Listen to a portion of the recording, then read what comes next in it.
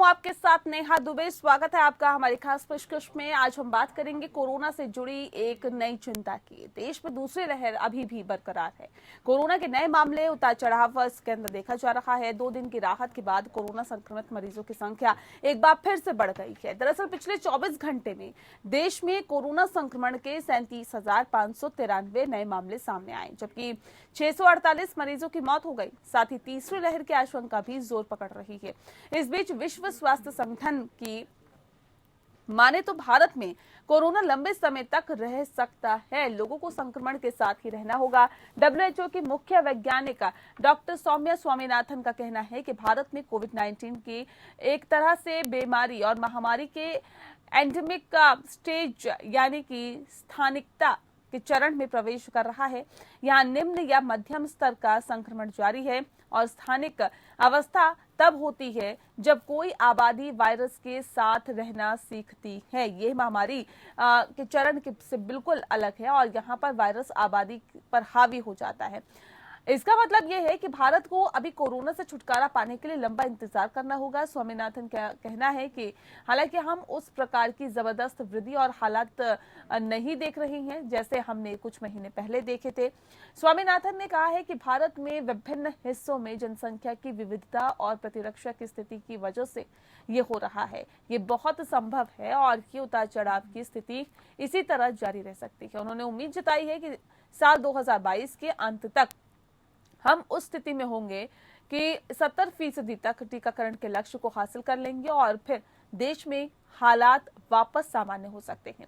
बच्चों में कोरोना के प्रसार पर स्वामीनाथन ने कहा कि माता पिता को घबराने की जरूरत नहीं है। उन्होंने कहा कि हमने सीरो सर्वेक्षण और अन्य देशों से जो सीखा है उससे पता चलता है कि ये संभव है कि बच्चे संक्रमित हो सकते हैं, लेकिन बच्चों को बहुत हल्की बीमारी होती है। WHO की चिंता के बाद सवाल ये है कि अगर कोरोना लंबे वक्त तक साथ रहेगा तो फिर किस तरह की चुनौतियों का सामना करना पड़ेगा, कैसे जीना होगा, लाइफस्टाइल क्या होगा और साथ ही साथ इंफ्रास्ट्रक्चर, मेडिकल सुविधाओं को लेकर किन किन बातों पर फोकस करना होगा। वैक्सीन को लेकर भी किस तरह की नीति बनाने की जरूरत होगी, इस पर जानेंगे विशेषज्ञों की राय।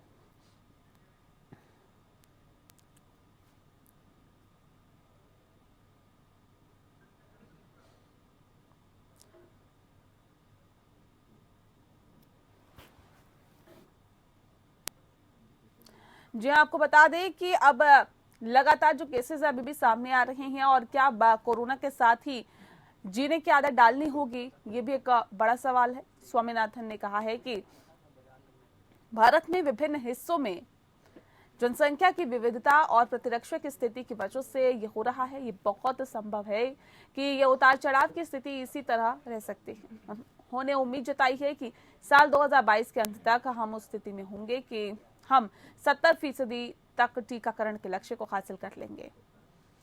फिर देश में सामान्य हालात हो सकते हैं।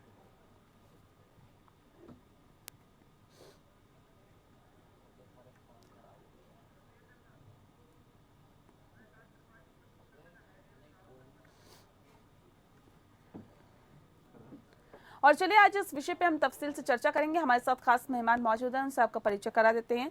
इस वक्त हमारे साथ डॉक्टर सूर्यकांत त्रिपाठी जी जुड़ गए हैं, जो कि सीनियर डॉक्टर है KGMU के। बहुत स्वागत है सर आपका। डॉक्टर राहुल शर्मा जी हमारे साथ जुड़े हुए हैं, जो कि सीनियर डॉक्टर है लॉ चेस्ट हॉस्पिटल के। बहुत स्वागत है आपका भी सर। सबसे पहला सवाल मेरा डॉक्टर राहुल आपसे ही है, किस तरह से इसे देखा जाए और क्या अब ये मान लिया जाए कि कोरोना अभी हाल फिलहाल में कहीं नहीं जाने वाला, एक लंबा वक्त लगेगा कोरोना से अगर छुटकारा पाना है तो? ये बहुत ही महत्वपूर्ण सवाल है और हम लोगों ने सबने ये देखा है कि पिछले काफी टाइम से जो पीक है वो गया है, लेकिन है बहुत सारे जो डेली आ रहे हैं ना उनका नंबर रहा है ना घट रहा है, एक लेवल पे अपडेट हो गया है। और यही वो स्थिति है जब हम ये महामारी एंडेमिक रूप कुछ पॉकेट हैं यहाँ पर अभी भी ये इन्फेक्शन प्रेवलेंट है और इस इन्फेक्शन को जड़ से खत्म करने के लिए कंप्लीट कट डाउन करने की जरूरत है, जो कि प्रैक्टिकली पॉसिबल नहीं हो पा रहा है। अगर एक भी आदमी इस इन्फेक्शन के साथ रहता है तो एक R0 वैल्यू होती है, वो 2 से 3 लोगों को इन्फेक्ट करता है और वो चेन चालू हो जाती है जी। जिसको रोकने के लिए वैक्सीन एक महत्वपूर्ण समाधान है। लेकिन जैसा कि हमने बताया कि पूरी तरह से अगर हम वैक्सीनेट करना चाहें इंडिया को तो उसके लिए एक लंबा वक्त लगने वाला है। तो इस तरह से ये इन्फेक्शन माइल्ड टू मॉडरेट रूप में हमारे साथ ही रहने वाला है, और उसी हिसाब से हमें अपनी लाइफस्टाइल, इंफ्रास्ट्रक्चर को प्रिपेयर करना पड़ेगा कि आने वाले समय में कभी भी जब ये कॉन्स्टेंटली म्यूटेट होता जा रहा है तो हमें ये रिस्क भी रहता है, यू नेवर नो कि किस वक्त ये म्यूटेशन ऐसा हो जाएगा कि वो हमारी दवाइयों के लिए कारगर है। तो ये बहुत ही इम्पोर्टेंट और बहुत ही इम्पोर्टेंट क्षण है जिसमें हमें ये डिसाइड करना है कि हमें आगे फ्यूचर में इन चीजों को कैसे मैनेज करना है, जिसके लिए lifestyle modification and infrastructure preparation सबसे इम्पोर्टेंट एस्पेक्ट है। बिल्कुल, तो सब पर ध्यान देना होगा और किस तरह से जीना होगा ये भी हमें समझना होगा। सूर्यकांत त्रिपाठी जी, आपसे मैं दरअसल समझना चाहूंगी सर, अपने लाइफस्टाइल में क्या कुछ ऐड करना होगा, किस तरह से जीने की आदत डालनी होगी, क्योंकि कोरोना तो अभी कहीं नहीं जाने वाला। डॉक्टर सूर्यकांत, आवाज मिल पा रही है आपको? 2 मिनट के अंदर बिल्कुल मिल रही आवाज जी। डॉक्टर सूर्यकांत, सवाल इस बात को लेकर है कि सर कोरोना तो अब कहीं नहीं जाने वाला, स्वामीनाथन ये कह रहे हैं, और ऐसे में सवाल इस बात को लेकर है कि अब अपने लाइफस्टाइल में क्या कुछ बदलाव करने होंगे, कैसे जीने की आदत डालनी होगी? बिल्कुल, लाइफ स्टाइल में बदलाव तो कोरोना ने ऑलरेडी कर दिया है 1.5 साल से, और हमारे नहीं कर दिया है। मुझे ये हैरानी है कि ये विश्व स्वास्थ्य संगठन केवल भारत में क्यों कह रहा है।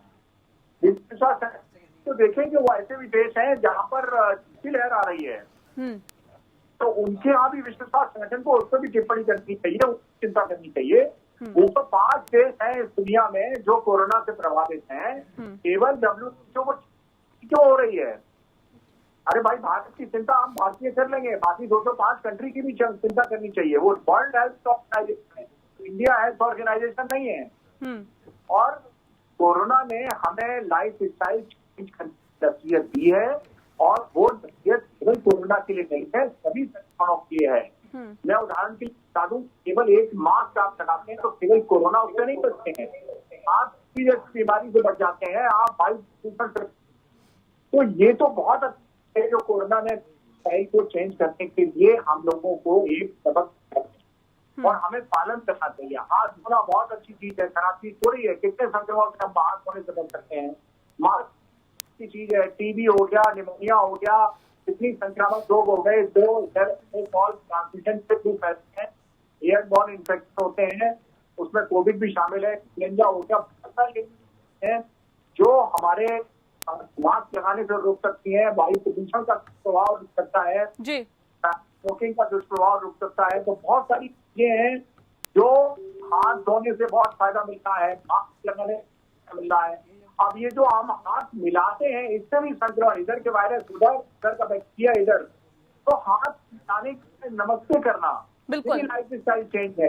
बिल्कुल, ये लाइफस्टाइल में कहीं ना कहीं बदलाव हुए हैं सर, ये तो हमने देखा कोरोना काल में। कोरोना ने कुछ बातें तो लोगों को अच्छी सिखा दी, लेकिन सवाल अब इस बात को लेकर भी है। डॉक्टर राहुल, मैं आपसे समझना चाहूंगी, इंफ्रास्ट्रक्चर की बात करें, क्योंकि लोगों को तो बहुत कुछ सिखा दिया, सरकार को भी बहुत कुछ सिखाया है क्या? इंफ्रास्ट्रक्चर, मेडिकल सुविधाओं को लेकर भी किन बातों पर फोकस करना है, इस बात को भी कहीं ना कहीं सरकार को बहुत अच्छे से समझा दिया कोरोना ने, लगता है आपको? डॉक्टर सूर्यकांत, मैं लौटूंगी आपके पास सर। डॉक्टर राहुल, आप बताइए। क्योंकि कोविड से पहले जैसा कि हमने देखा कि हर देश, it is not about India, health structure पे अपना जीडीपी कम करता जा रहा था, उससे रिलेटेड चीजों पे अपना जीडीपी कम करता जा रहा था, लेकिन और सेना पर अपना जीडीपी बढ़ा रहा था। लेकिन हमने ये रियलाइज किया है कि वॉर सिर्फ बाहर से ही नहीं आता है, these viruses can be also war जैसी स्थिति पैदा कर सकते हैं। तो ये बहुत जरूरी है कि हमें अपना इंफ्रास्ट्रक्चर उस तरह से दुरुस्त करना पड़ेगा, और फ्यूचर प्रिपरेशन के साथ नए डॉक्टर्स, नए हॉस्पिटल तैयार रखने पड़ेंगे कि कभी भी अगर ऐसी महामारी आती है तो उसको झेलने के लिए हम लोग तत्पर रहें। जैसा कि हमने देखा कि क्राइसिस आ गया था जब सेकेंड वेव आई, तो इसका सिंपल सा रीजन है कि हेल्थ स्ट्रक्चर्स उतने अच्छे डेवलप नहीं है, और क्योंकि ये इन्फेक्टिव डिसीज है तो हमें अब हेल्थ स्ट्रक्चर को इस हिसाब से मॉडिफाई करना पड़ेगा कि हमारे पास इन्फेक्टिव एरियाज हो और नॉन इन्फेक्टिव एरियाज हो। तो कोविड में सिर्फ कोविड लोगों को ही प्रॉब्लम नहीं हुई थी, जो नॉन कोविड पहले से बीमारियों से ग्रस्त थे वो भी उतना ही सफर हुए थे, उनके लिए कोई जगह नहीं थी हमारे पास, कहाँ उनका इलाज कराएं, कौन उन्हें देखेगा, इन्फेक्शन का रिस्क है। तो जो हमारी फ्यूचर प्रिपरेशन होनी चाहिए वो वॉर जोन की तरह होनी चाहिए। जैसे हम अपनी सेना तैयार करते हैं वैसे ही हमें अपने डॉक्टर्स और इंफ्रास्ट्रक्चर तैयार करना है। चीजें इस हिसाब से डिसाइड करनी है कि अगर इन्फेक्टिव डिसीज आती है तो हमारे पास हर हॉस्पिटल में सेपरेट एरियाज हों, ताकि नॉन इन्फेक्टिव बीमारी के जो लोग हैं वो उनको भी सही समय पर इलाज मिलता रहे और वो अपनी दवाइयाँ प्रॉपर लेते हैं, उनका इलाज देखरेख होती रहे और दोनों एरिया टोटली सेपरेट हों। बिल्कुल।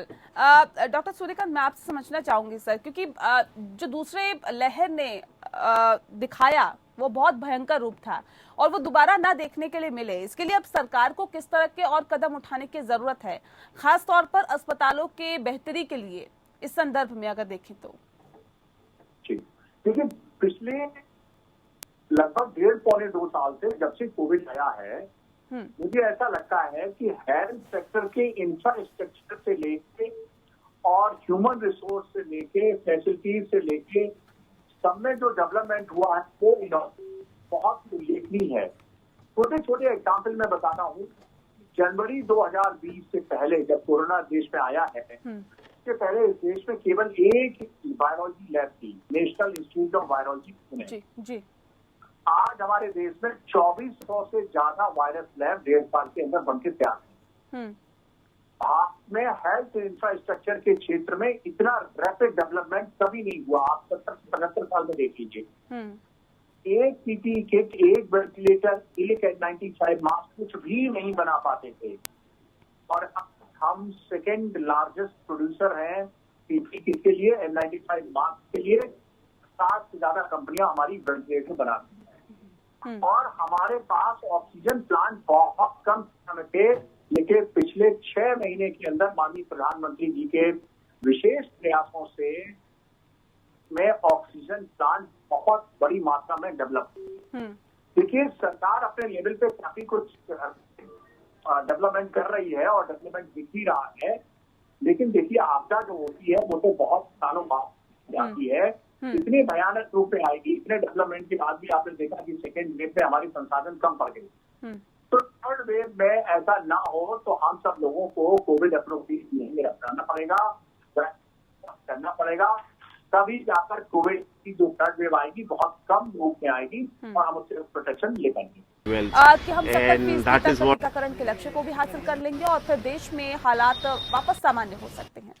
सवाल इस बात को लेकर है कि अब और हमें क्या कुछ कदम उठाने चाहिए या फिर क्या कुछ ये कहा जा सकता है कि ऐसे स्टेप उठाने चाहिए जिससे कि 2022 क्यों हम पहले ही हालात को सामान्य कर सकें? हालात को सामान्य करने के लिए हम वायरस को तो नहीं बदल सकते हैं अभी, लेकिन जो सबसे इम्पोर्टेंट एस्पेक्ट है वो है वैक्सीनेशन। वैक्सीनेशन कवरेज हम जितना जल्दी और जितना तेज करेंगे उसी हिसाब से हम बाकी लोगों को इम्यूनिटी प्रोवाइड कर पाएंगे ताकि वायरस का इफेक्ट ना आए। जैसा कि मैं पहले भी बता रहा था, जो R0 वैल्यू होती है जिससे इंफेक्टिविटी डिसाइड होती है वायरस की, वो 2 से 3 है। तो उस हिसाब से जो कैलकुलेशन हुआ है उसमें ये बताया जाता है कि अगर 70 से 80% लोगों को हम वैक्सीनेशन कवरेज दे पाते हैं तो हम एक तरह से हर्ड इम्यूनिटी डेवलप कर पाते हैं और इस वायरस से पूरी तरह से निजात ले सकते हैं। लेकिन क्योंकि हमारी पॉपुलेशन इतनी ज्यादा है, हमें अपने वैक्सीनेशन प्रयास जो कि वॉर्ड लेवल पे चल रहे हैं उनको और तेज करना होगा ताकि हम अपने लक्ष्य को और जल्दी पूरा कर पाए।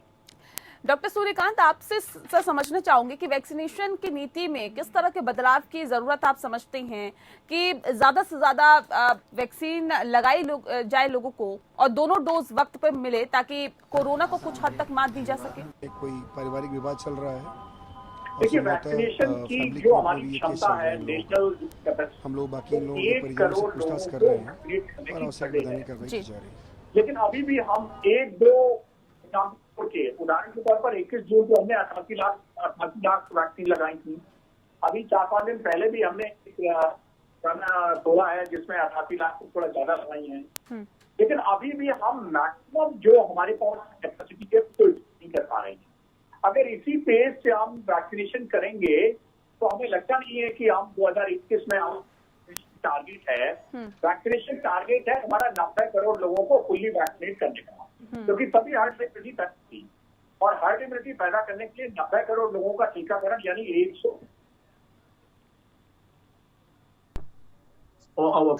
करोड़ यानी 59 करोड़ डोजेज लगी हैं, तो जो हमारे लक्ष्य से बहुत दूर है, यानी 120 करोड़ के करीब डोजेज बहुत नहीं है।